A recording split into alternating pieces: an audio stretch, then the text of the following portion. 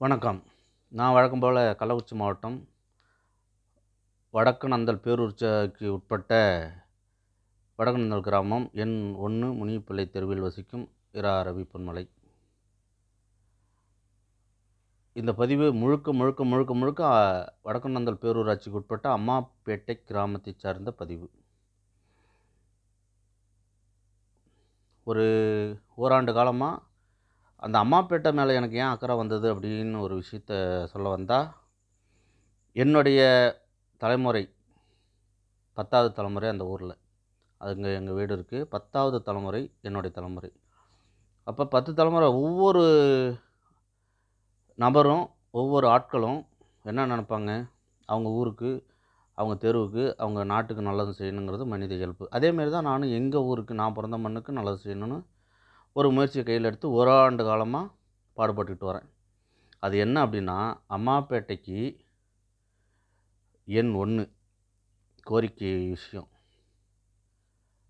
கிழக்கில் ஒரு ரேஷன் கடை செயல்படுது. 1187 அட்டைகள் கொண்ட ரேஷன் கடை செயல்படுது. அதை 2ஆக பிரித்தா அதிகாரம் என்ன சொல்லுது? கவர்மெண்ட் அதிகாரம் 300 அட்டைக்கு மேலே இருந்தாலே 2 கடையாக பிரிக்கலாம்னு சொல்லுது. அப்போ இது 4 கடையாக பிரிக்கலாம். நான் கேட்குற விஷயம் என்னென்னா, 2 கடையாக பிரிங்க, கிழக்கு மேற்குன்னு பிரிங்கன்னு சொல்லி கேட்குறேன். எண் 2 அம்மாப்பேட்டை கிராமத்திற்கு சனிக்கிழமைகளில் வார சந்தை வேண்டும் அப்படின்னு சொல்லி கேட்குறேன். கச்சிராபாளையத்தில் சந்தை நடந்துகிட்ருக்கு. நான் 1999 கடைசி 2000 ஃபஸ்ட்லேயே அங்கே கச்சிராபாளையம். இதை விட பெரிய சிறப்பு என்னென்னா, கச்சிராபாளையத்தில் முதல்ல வார சந்தையில் புதன்கிழமை முதல் கடை என் கடை. அங்கே இருக்கிற கார்ப்பரேஷன் கடைக்கு முன்னாடி இருக்கிற அந்த எலக்ட்ரிக் கடைக்கு முன்னாடி இருக்கிற புது பஸ் ஸ்டாண்டில் இருக்கிற முதல் கடை நான் போட்டது. 2வது தான் அடுத்தடுத்து ஆட்கள் போட்டாங்க. இது 99 நடந்த விஷயம். அதே போல் நான் அந்த அம்மாப்பேட்டை கிராமத்துக்கு ஒரு சந்தை வேணும்னு சொல்லி கேட்குறேன். நான் என்ன கேட்குறேன்னா, அந்த சந்தை பேரூராட்சி நிர்வாகத்துக்கு உட்பட்டு உங்கள் வருமானம் கெடல, கிழக்கு வேணாம். நீங்கள் கச்சிராபாளையம் சந்தையில் ஒரு வியாபாரிகிட்ட 50 ரூபா வாங்குறீங்கன்னா, அங்கே 60 ரூபா வாங்கிக்கிங்க. ஆனால் அனுமதி கொடுங்கன்னு கேட்குறேன். ஆனால் 2000லேயே நான் சந்தையை உருவாக்கினாங்க. சிறப்பாக போச்சு. என்னுடைய சிறு இது அப்போ இருக்கிற அட்வொகேட்டுங்க என்ன பண்ணாங்க, சனிக்கிழமையை மாற்றி செவ்வாய்க்கிழமையாக போடுப்பா அப்படின்னு சொன்னாங்க. செவ்வாய்க்கிழமை மாற்றினால சந்தை ஓடலை. 2000 கிட்டத்தட்ட 25 வருஷம் முன்னாடி. அப்போவே 99 கச்சிராபாளையம் சந்தை உருவாகுது. 2000 நான் அம்மாப்பேட்டையில் சந்தை போடுறேன். நல்லாவே உருவாச்சு. அங்கே இருக்கிற அத்தனை ஆட்களுக்கும் அது தெரியும். நோட்டீஸ் அடித்து அப்போ ஒரு அன்னதானம் மாதிரி போட்டு, அதுக்கப்புறம் ஒவ்வொரு வியாபாரிகிட்டையும் கூப்பிட்டு, உங்களுக்கு ஏதேனும் நஷ்டங்கள் வந்தால் அதுக்கு நான் பொறுப்பு அப்படின்னு சொல்லி நான் சிறப்பாக ஓடிச்சு. அப்போ அதை திரும்பவும் அந்த அம்மாப்பேட்டை கிராமத்துக்கு ஒரு வார சந்தை கேட்குறேன். பேரூராட்சிக்கு நஷ்டம் இல்லாமல் நீங்கள் கொடுக்குற குத்தகை ஏலத்தொகை இல்லாத. அப்புறம் பேரூராட்சிக்கு அது ஒன்றும் நஷ்டம் கிடையாது. ஏன்னா 99 ஆரம்பித்தது, இப்போ 2025. வருஷம் ஒரு சராசரியாக 2 லட்ச ரூபா ஏலத்தொகைன்னு வச்சுக்கிட்டா கூட நீங்களே கணக்கு போட்டுங்க, 1 கோடி ரூபாய்க்கு மேலே வருது. அப்போ அந்த பணம்லாம் எங்கே போச்சு? இது வரைக்கும் அந்த கச்சிராபாளையம் சந்தைக்கு ஒரு நிழல் கூட இருக்கா? 99 காலகட்டத்திலே நான் நிழல் கூட கேட்டு கலெக்டர்கிட்ட மனு கொடுத்தேன். அங்கே இருக்கிற வியாபாரிங்களை கூப்பிட்டு போயிட்டு, ஒரு நிழல் கூட கிடையாது. அங்கே இருக்கிற வியாபாரிங்கள்லாம் எவ்வளோ அசிங்கமாக, எவ்வளோ அருவருப்பான சில வார்த்தைகளை கேட்டு, ஒன்றை இடம் இல்லாமல் அந்த வெயில்லையும் மழையிலையும் இப்போவும் நீங்கள் பார்ப்பீங்க, அவ்வளோ சிரமப்பட்டுருக்காங்க. அதனால்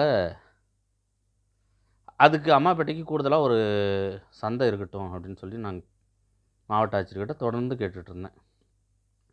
அதுக்கு கிட்டத்தட்ட ஒரு வடக்குநந்தல் 8வது வார்டில் ஒரு 1,40,40,564,349, 679, 748 வாக்குகள் வித்தியாசத்தில் வென்று செயல்பட்ட பேரூராட்சி தலைவர் அவர்கள் என்ன சொன்னார்னா, நீங்கள் போயிட்டு கலெக்டரை பார்ப்பா அப்படின்னு சொல்லி ஐயா சொன்னாங்க. சரி, நான் கலெக்டர்கிட்ட திரும்ப போய் மனு கொடுத்தேன். A1 செக்ஷன் பார்ப்பா அப்படின்னாரு. A1 செக்ஷன் வடக்குநந்தல் பேரூராட்சி இருக்க A1 செக்ஷன் அவர்கிட்ட பார்க்கும்போது அவர் என்ன சொன்னார், லா அண்ட் ப்ராப்ளம் வரும், ஜாதி கலவரம் வரும் அப்படின்னாரு. கச்சிராபாளையத்தில் சந்தை நடக்கலையா? சின்ன சேலத்தில் சந்தை நடக்கலையா? அங்கே லா அண்ட் ப்ராப்ளம் வருதா? ஜாதி கலவரம் வருதா? நான் இதுக்கு மாவட்ட ஆட்சியர்கிட்ட, அதுக்கப்புறம் மாவட்ட காவல் கண்காணிப்பாளர், அதுக்கப்புறம் சென்னை வடக்கு மண்டலம் ஐஜி பரங்கிமலை பக்கத்தில் ஐயா அவர்கிட்ட, அதுக்கப்புறம் கமிஷனர் இத்தனை பேர்கிட்ட மனு கொடுத்து நான் வந்து முறைப்படி மனு கொடுத்துருந்தேன். தன்னிச்சையாக செயல்படல. அந்த விஷயத்துக்காக என் மேலே போலீஸ் ஸ்டேஷன்லாம் போனாங்க. சந்தை நடக்கூடாதுன்னு. ஒரு ஊருக்கு நல்லது செய்யணும்னு நான் நினைக்கிறேன். ஊருக்கு ஒரு சந்தை உருவாகுது அப்படின்னா, அந்த ஊர்க்காரங்களுக்கு அது வந்து நல்ல விஷயம் தானே! அதில என்ன இருக்குது? சரி. அப்புறம் 3வது வந்து அம்மாபேட்டையில வந்து ஒரு கழிப்பிட கட்டட வசதி மேற்குல கேட்குறேன். அது நான் பண்ணித்தரேன் விரைவில் அப்படின்னு சொல்லி வடக்குநந்தல் செயல் அலுவலர் அவர்கள் வந்து உறுதி கூறினார். நான் பண்ணித்தரேங்க அப்படின்னு. அது எந்த அளவு உண்மை சாத்தியங்கிறது எனக்கு தெரியல. ஆனால் தொடர்ந்து நான் மனுக்கள் கொடுத்துட்டு தான் இருக்கேன். கிட்டத்தட்ட இந்த ஒரு வருஷத்துலேங்க 60 மனுக்கள் மேலே கொடுத்துருக்கேன். இந்த 60 மனுக்கள் மேலேயும் இன்னைய தேதி வரைக்கும் நிறைவடைந்த ஒரு மனுக்கள் கூட கிடையவே கிடையாது. போக்குவரத்து துறையாக இருக்கட்டும், மற்ற எந்த டிபார்ட்மெண்ட்டாக இருக்கட்டும், கலெக்டர்கிட்ட மனு கொடுத்தோம்னா ரிட்டனாக ஒரு பதில் வருது. இது ஆகும் ஆகாதுன்னு. இது வரைக்கும் ஆனால் வடக்குநந்தல் பேரூராட்சியிலேருந்து ஒரு பதில் எனக்கு வந்தது கிடையாது. ஒவ்வொரு வாரமும் மாவட்ட ஆட்சியர் அங்கே இருக்கிற அதிகாரியை கூப்பிட்டு, நீங்கள் வந்து மக்கள் குறையை நிவர்த்தி பண்ணலாம் பரவாயில்ல, பதில் கொடுங்கன்னு தான் அவங்க ஒவ்வொரு குறை தீர்ப்பு நாள் அன்றைக்கும் திங்கட்கிழமை அன்றைக்கி சொல்கிறாங்க. அதிகாரிங்களை கூப்பிட்டு பதில் கொடுங்க, நீங்கள் செய்யலை, அது எப்படி என்ன காரணங்கிற பதில் கொடுங்கன்னு தான் அவங்க சொல்கிறாங்க. ஆனால் எல்லாத்துக்கும் ஒரு சட்டம், இந்த வடக்குநந்தல் பேரூராட்சி நிர்வாகத்துக்கு மட்டும் ஒரு சட்டம். அதனால் அது ஒரு கோரிக்கை வச்சேன். அப்புறம் சன்னாசிக்கல் அப்படின்னு ஒரு இடம் அம்மாப்பேட்டை மேற்கில் அரசு இடம் இருக்குது. அந்த இடத்துல வந்து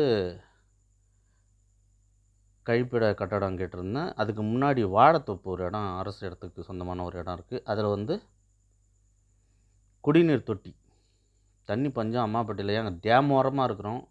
தமிழ்நாட்டில் கோமி அணை ஓரமாக இருந்து தண்ணி பஞ்சம் அன்றைக்கி நிறைவேற்றிருக்கு.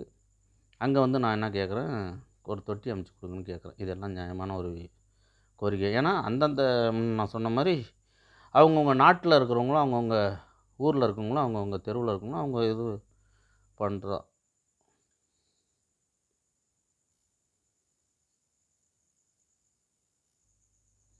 அந்த சன்னாசிகள் பக்கத்தில் வந்து பாத்ரூம் வசதி கேட்டிருந்தேன். அந்த இது அரசு இடத்துல வந்து குடிநீர் தேக்க தொட்டி அதை கேட்டிருந்தேன். புதுசாக ஒரு ரேஷன் கடை, கழிப்பிட கட்டடம், நீர்த்தேக்க தொட்டி இது கேட்டிருந்தேன். அதுக்கப்புறம் அம்மாப்பேட்டையில் இருக்கிற பாரதி நகர், அந்த நகருக்கு வந்து கிட்டத்தட்ட ஒரு 35-40 வீடு இருக்குது. அவ்வளோ பேர் குடியிருக்காங்க. முன்னாடி வந்து அந்த முன்னாடி டிச்சு வசதி எதுவுமே இல்லை. அந்த டிச்சு வசதி ஏற்படுத்தி கொடுக்கணும்னு சொல்லி ஏற்கனவே மனுலாம் ஏற்கனவே கொடுத்துருக்காங்க. அது மீது எந்த நடவடிக்கையும் இல்லாமல் இருக்குது. இந்த விஷயம் ஒன்று. அதுக்கப்புறம் என்னென்னா, அம்மாப்பேட்டையில் கூடிய விரைவில் சந்தைக்கு பேரூராட்சி நிர்வாகம் அனுமதி தர விட்டாலும் நான் சட்டப்படி எனக்கு தெரிந்த, நான் பயின்ற கல்வி, எனக்கு தெரிந்த பெரியோர்கள், அரசியல் வல்லுநர்கள், வழக்கறிஞர்கள் இவர்கள் மூலம் கண்டிப்பாக நான் அம்மாப்பேட்டை கிராமத்துக்கு சந்தையை உருவாக்கி தருவேன். எல்லா அமாவாசைகளும் ஒரே மாதிரி அல்ல. சில அமாவாசைகள் மாறும்பொழுது பௌர்ணமி ஒலிக்கும். அப்பொழுது கிராமங்கள் ஜொலிக்கும். அப்புறம் அந்த அம்மாப்பேட்டையில் வந்து பார்த்திங்கன்னா பஸ் ஸ்டாண்ட் இருக்குது. பஸ் ஸ்டாண்ட்லேருந்து அந்த ரேஷன் கடை வரைக்கும் ஏதோ பழைய காலத்து இது. வெள்ளிமலை, கரும்புந்துறையில் ஆள்கள் நடமாட்டமே இல்லாத இடத்துலலாம் ரோடு வசதி இருக்குது. ஆனால் இங்கே பாருங்கள், அம்மாப்பேட்டை மேற்காக இருக்கட்டும், அம்மாப்பேட்டை கிழக்காக இருக்கட்டும், அந்த ரேஷன் கடைக்கு வர வழியாக இருக்கட்டும், பஸ் ஸ்டாண்ட்லேருந்து அம்மாப்பேட்டை பஸ் ஸ்டாண்ட்லேருந்து ரைஸ் மில் போகிற வழியாக இருக்கட்டும், படு மோசமாக ரோடு இருக்குது. ஏன் அதை வந்து எத்தனையோ வருஷங்களாகியும் அதை சீர்திருத்தலை. அதை நான் விரும்பி அதையும் சரி பண்ணணும்னு சொல்லி நிர்வாகத்திட்ட கேட்டிருக்கேன். முதலில் மாவட்ட நிர்வாகம், பிறகு மாநில நிர்வாகம், அதன் பிறகு வழக்கறிஞர் மூலமாக சட்ட போராட்டங்கள் தொடர்வேன். அதுக்கப்புறம் இப்போ வந்து சமீபத்தில் ஒரு நண்பர் எழில் அரசன் ஒரு ஆர்டிஐ ஒன்று போட்டிருக்காரு. ஆர்டிஐ மனு வந்து போட்டாருங்களாம். என்ன போட்டாருன்னா, பேரூராட்சி வடக்கந்தாள் பேரூராட்சியில் குடிநீர் வசதிகள் எத்தனை அப்படிங்கிற மாதிரி ஏதோ கேட்டிருப்பார் போல இருக்குது. அதுக்கு என்ன அடிச்சிட்டாங்கன்னு சொல்லி அரசு மருத்துவமனையில் அட்மிட் ஆகியிருக்காரு எழிலன்னு சொல்லிட்டு. அவர் முன்னாள் தினமலர் பத்திரிகையோட நிருபர். அவர் அடிச்சிட்டாங்கன்னு சொல்லி பேரூராட்சி நிர்வாகம் என்ன அடிச்சிடுச்சின்னு சொல்லி அரசு மருத்துவமனையில் போயிட்டு அட்மிட் ஆகிருக்காருன்னு சொல்லி வீடியோவில் பதிவு போட்டிருந்தார் ஃபேஸ்புக், வாட்ஸ்அப் எல்லாத்துலேயும். நான் வந்து அதே வடக்கநந்தல் பேரூராட்சிக்கு கிட்டத்தட்ட ஒரு 10 ஆர்டி மனு போட்டிருக்கேன், எழுதி வச்சுருக்கேன்.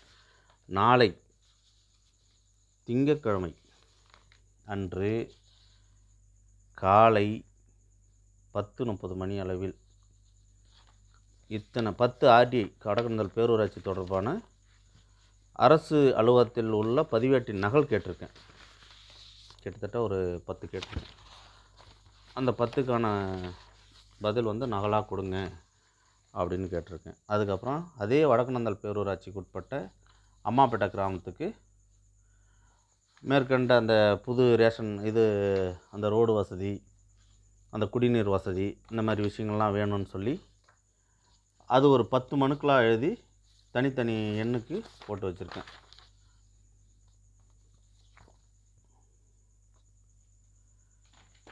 இவை அனைத்தையும்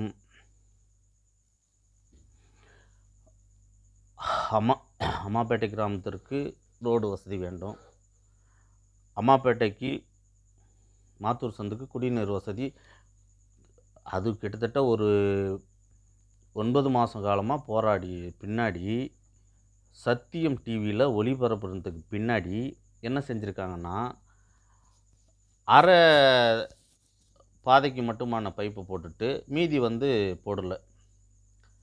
அப்போ மீதி ஒரு தெருவு இருக்குது, ஒரு பேர் சொல்லி ஒரு தெருவு இருக்குது. அந்த தெருவில் வந்து முழுசாக எனக்கு இது வேணும்னு சொல்லி நம்ம கேட்குறோம். அதை கேட்கும்போது அந்த தெருவில் பாதி போட்டால் அதுக்கு என்ன அர்த்தம்? அதுக்கான வினா கேட்டிருக்கேன், ஆர்டிஐயில் கேட்டிருக்கேன். வடக்கந்தல் பேரூராட்சி தொடர்பான 10 தீர்க்கப்படாத 60 மனு கொடுத்ததுன்னா இந்த 10 கொடுத்தனா 70 மனு ஆச்சு. மாவட்ட ஆட்சியர்கிட்ட கொடுத்துருக்கேன், ஆர்டிஓகிட்ட கொடுத்துருக்கேன், டிஆர்ஓகிட்ட கொடுத்துருக்கேன், இத்தனை பேரையும் கொடுத்துருக்கேன். திங்கட்கிழமை கொடுத்துருக்கேன், தபால் மூலிமா மாநில முதல்வருக்கு கொடுத்துருக்கேன். நான் ஒன்றும் பெருசாலாம் கேட்கல. அம்மாப்பேட்டை கிராமத்திற்கு கூடுதல் ரேஷன் கடை, அம்மாப்பேட்டை கிராமத்திற்கு கூடுதல் அந்த சாலை வசதி, அம்மாப்பேட்டை கிராமத்திற்கு மாத்தூர் சந்தில் குடிநீர் வசதி, இது எல்லாத்த விட அம்மாப்பேட்டைக்கு நீங்கள் சந்தையை உருவாக்கி கொடுங்க. சந்தையை உருவாக்கி கொடுங்க. நீங்கள் உங்களுக்கு எல்லாம் ஒரு புண்ணியமாக போகும். ஏன்னா இது சொல்லுவார் நம்ம மாண்புமிகு துணை முதல்வர் ஐயா அவர்கள் சொன்னார், உங்கள் அப்பா வீட்டு காசு இல்லையா நீங்கள் மக்களுக்கு செலவு பண்ணுறீங்கன்னு. பேரூராட்சி நிர்வாகத்தோட அப்பா வீட்டு காசு இல்லையா மக்களுக்கு செலவு பண்ணுறதுன்னு கேட்பது முறையாகாது, முறை அல்ல, அது தவறான ஒரு விஷயம். அதனால் நீங்கள் வந்து உங்கள் காசை எடுத்து செலவு பண்ண வேணாம். நாங்கள் கொடுக்குற வரி பணத்தில் செலவில்லாத விஷயங்கள் தான் இது எல்லாமே மினிமம். அதனால் அந்த தேவைகளை பொறுத்து பண்ணுங்கள். அந்த மேற்கு பகுதி கிழக்கு பகுதியிலையும் ஒரு சாலை வசதி உண்டு பண்ணி கொடுங்க. வார சந்தைக்கு அனுமதி கொடுங்க. நீங்கள் வந்து வசூல் பண்ணிக்கிங்க. உங்களுக்கு வந்து இந்த கிட்டத்தட்ட ஒரு 26 வருஷமாக நீங்கள் எவ்வளோ, அது ஆர்டிஐயில் நான் கேட்டிருக்கேன். என்ன கேட்டேன், 16/12/2024 ஆர்டிஐயில் என்ன கேட்டிருக்கேன் அப்படின்னா, இந்த சந்தை உருவாக்கப்பட்ட வருஷம் எத்தனைன்னு கேட்டிருக்கேன். அது ஒரு பதில் வந்தது, 99 உருவாச்சுன்ட்டு. அதுக்கப்புறம் என்ன கேட்டேன், இந்த என்னைக்கு கேட்டிருக்கேன், 16/12/2024, 3 மாதம் ஆகுது. வார சந்தை வடக்கநந்தல் துவங்கப்பட்ட ஆண்டு முதல் கடைசி நடப்பாண்டு வரை வருட வாரியாக வார சந்தையின் குத்தகை மற்றும் குத்தகை கணக்கேட்டின்படி உள்ள குத்தகை தொகை என்ன, வருடத்துக்கான குத்தகை தொகை என்ன, வருஷம் குத்தகை விடுறாங்க இல்லைங்களா, அந்த குத்தகை தொகை என்னன்னு கேட்டிருக்கேன். அந்த குத்தகை தொகை 26, கிட்டத்தட்ட 26 வருஷமாக எவ்வளோ குத்தகை தொகை விட்டுருக்காங்க, அந்த குத்தகை எடுத்தவங்களோட நபர் விவரம் என்னன்னு கேட்டிருக்கேன். அதுக்கு பதில் வரல. ஒரு 4 கேள்வி, அதுக்கு எந்த பதிலும் வரல. வடக்கநந்தல் பேரூருக்கு உட்பட்ட அம்மாப்பேட்டை கிராமத்தில் சனிக்கிழமை நாளில் புதிதாக சந்தை தொடங்க கடைபிடிக்க வேண்டிய வடக்கந்தல் பேரூராட்சிக்கு உட்பட்ட செயல்பாடுகள் தொடர்பு அதிகாரிகள் விவரம் கேட்டிருந்தேன், அதுக்கும் பதில் வரல. இந்த மாதிரி ஒரு பொதுவான ஒரு பேரூராட்சி நிர்வாகம் ஏதோ மறைமுகமான ஒரு நிர்வாகம் நடத்துகிற மாதிரி பொதுத்தன்மை இல்லாமல் இருக்காங்க. அதே போல் 99 2000 காலகட்டத்திலே நான் வந்து ஒவ்வொரு ஏலத்திலையும் சிறு கடைக்கு எவ்வளோ தொகை, பெருங்கடைக்கு எவ்வளோ தொகை வியாபாரிக்கு கொடுக்கணும் அப்படின்னு ஒரு வரமுறை இல்லாமல் அந்த ஏலம் எடுத்தவங்க ஒரு அமௌண்ட்டை வந்து பெரிய அமௌண்ட்டை பேரூராட்சி நிறுவனத்தில் கட்டுறாங்க. அதை விட பல பெரிய அமௌண்ட்டை வந்து வியாபாரிங்க வயிற்றில் கொள்ளடிச்சு அந்த வசூல் பண்ணுறாங்க. ஒவ்வொரு வியாபாரிகிட்ட போய் கேளுங்க, எல்லாத்தையும் நான் இது பண்ணி வச்சுருக்கேன். ஒவ்வொரு வியாபாரிகிட்டையும் நான் வந்து வீடியோ ஆதாரத்தோடு வாங்கி வச்சுருக்கேன். 30 ரூபா பெருமானம் உள்ள கடைக்கு 100 ரூபா வாங்குறாங்க. 100 ரூபா பெருமானம் உள்ள வியாபாரிக்கிட்ட 150 ரூபா வாங்குறாங்க. இது எந்த விதத்தில் நியாயம்னு தெரியல. அதனால் பொது உடைமையாக நான் அந்த 1999 2000 காலகட்டத்திலே அப்போவே வியாபாரிங்கள்லாம் கூப்பிட்டு போயிட்டு கள்ளக்குறிச்சி விழுப்புரம் மாவட்டமாக அப்போ இருக்கும்போது பெரிய போர்டு ஒன்று, சிறு கடைக்கு எவ்வளோ பெருக்கடை எவ்வளோன்னு பேர் எழுதினாங்களே தவிர அந்த போர்டை வந்து நிலைநாட்டில் இந்த பேரூராட்சி அப்போவே. அதனால் பேரூராட்சி வந்து நிர்வாகம் ஒவ்வொரு வியாபாரிங்களுக்கும் வார சந்தை வைக்கிற கச்சிராபாளையத்தில் வார சந்தை வைக்கிற வியாபாரிங்க இவ்வளோ தான் நான் கட்டணும், சின்ன கடைக்கு எவ்வளோ பெரிய கடைக்கு கட்டணும்னு சொல்லி வெளித்தன்மையாக போர்டு வைக்கணும்னு சொல்லி அது ஒரு மனு எழுதியிருக்கேன். அதனால் நான் மிக வேண்டி விரும்பி கேட்குறது அம்மாப்பேட்டை கிராமத்திற்கு சந்தை வசதி பண்ணி கொடுங்க. இதில் யாருக்கும் எந்த நஷ்டமும் இல்லை, அரசாங்கத்துக்கும் இல்லை, உங்களை மாதிரி அதிகாரிகளுக்கும் இல்லை, அரசியல்வாதிகளுக்கும் கிடையாது. மக்களுக்கு பயனுள்ளதாக அமையும். அதுக்கப்புறம் அந்த பஸ் ஸ்டாண்ட்லேருந்து கிழக்கு மேற்கு ரோடு வசதி, மாத்தூர் சந்துக்கு கூடுதல் தண்ணீர் வசதி, அதுக்கப்புறம் கழிப்பிட கட்டிடம் அம்மாப்பேட்டை மேற்கு சன்னாசிகள் பக்கத்தில் இருக்கிற இடத்துல கழிப்பிட கட்டணம். அதுக்கப்புறம் வந்து வாழைத்தோப்பு அரசு இடத்துல இருக்கிற வாழைத்தோப்பு இருக்கிற இடத்துல குடிநீர் வசதி கட்டிடம், நீர் தேக்க தொட்டி. இதுதான் நான் வேண்டி விரும்பி கேட்குறேன். இந்த செயல்பாடுகளுக்காக நான் அம்மாப்பேட்டையில் சந்தை ஆரம்பிக்கணும்னு சொன்னதுக்காக என் மேலே வந்து சில பேரூராட்சி நிர்வாகிகள் போய் போலீஸில் புகார் கொடுத்தாங்க. நான் 15 நாளைக்கு முன்னாடியே மாவட்ட காவல் கண்காணிப்பாளர், மாவட்ட காவல் துணை கண்காணிப்பாளர், கச்சிராபாளையம் காவல் ஆய்வாளர்கிட்ட லெட்ரு கொடுத்து இந்த மாதிரி எங்கள் ஊரில் சந்தை ஆரம்பிக்க போகிறோம், நீங்கள் பாதுகாப்பு கொடுங்கன்னு கேட்டிருந்தேன். இவங்க என் மேலே போயிட்டு சந்தை ஆரம்பிக்கிறேன்னு சொல்லி கம்ப்ளைண்ட் கொடுத்தாங்க. சந்தை ஆரம்பித்தா என்னுடைய குடும்பம் அதில் வந்து பயனடையுமா? நான் வியாபாரம் பண்ண போகிறேன்னா? அங்கே இருக்கிற மக்கள் பயனடைவாங்க. பக்கத்தில் மாத்தூர் இருக்குது, பால்ராம்பட்டு இருக்குது, அம்மாப்பேட்டை இருக்குது, கிழக்கு இருக்குது, மேற்கு இருக்குது. எல்லா மக்களும் கிட்டத்தட்ட சாதாரணமாக 10,000 பேர் பயனடைவாங்க. நான் அந்த ஊரில் சந்தை ஆரம்பித்தேன், அவ்வளோ கூட்டம் வந்தது. அந்த கிழமையை மாற்றி போட்டதுனால சந்தை நின்று போச்சு. இப்போ சந்தையை ஆரம்பிக்கிறதுக்கு அனுமதி கொடுங்க. நான் வந்து வியாபாரிங்கக்கிட்ட நீங்கள் தான் முன்ன சொன்ன மாதிரி 50 ரூபா வாங்குற இடத்துல எங்கள் அந்த அம்மாப்பேட்டை கிராமத்தில் இருக்கிற வியாபாரி 60 ரூபா வாங்க. நான் சொல்கிறேன் எல்லாத்துக்கிட்டையும். இல்லையா ஒவ்வொரு வியாபாரி தெரியலையா, எப்பா நீ தான் சொன்ன, நீ தான் பொறுப்பு, இந்த வியாபாரி காசு சொல்லணும் என்கிட்ட சொல்லுங்கள், நான் வியாபாரிகிட்ட வாங்கி தரேன், இல்லை என்னுடைய காசுக்கு தரேன். எனக்கு தேவை அந்த ஊரில் ஒரு சந்தை உருவாகும்.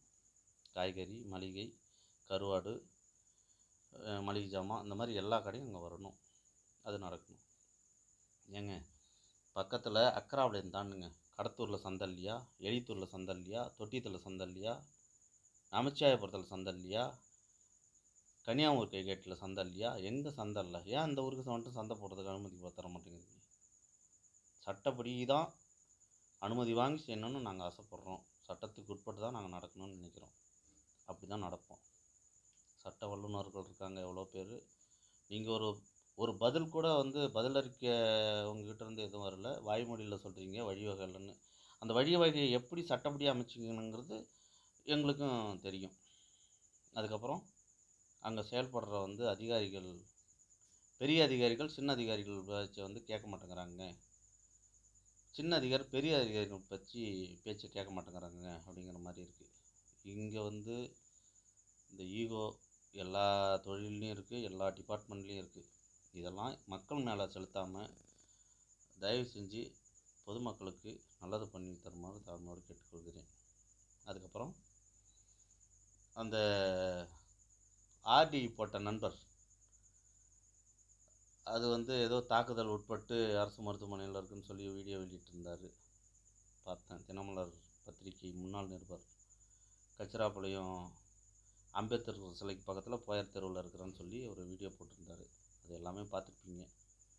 அதனால் நான் ஒரு 10 ஆர்டி வடக்கநாதல் பேரூராட்சி உட்பட்ட சம்மந்தப்பட்ட விஷயங்கள் தான் கேட்டிருக்கேன். என் மீது கோபப்படும் நபர்கள் நாளைக்கு காலைல 10:30 மணிக்கு எங்கள் வீட்டிலேருந்து கிளம்புவேன். முனிப்பிள்ளை தெரு, சிவன் கோயில் பக்கத்தில் இருக்கிற முனிப்பிள்ளை தெருவிலேருந்து கிளம்புறேன். 10:35க்கு பஸ் ஸ்டாண்டில் இருப்பேன். கச்சிராப்பாளையம் பஸ் ஸ்டாண்டில் 10:35 11 மணிக்கெலாம் மாவட்ட ஆட்சியர் அலுவலகத்துக்கு மனு கொடுக்க போவேன். திங்கட்கிழமை 9ஆம் தேதி மாவட்ட ஆட்சியர்கிட்ட மனு கொடுக்கறதுக்கு போகிறேன். அதுக்கப்புறம் 11 மணிலேருந்து 2 மணி வரைக்கும் அங்கே தான் இருப்பேன்.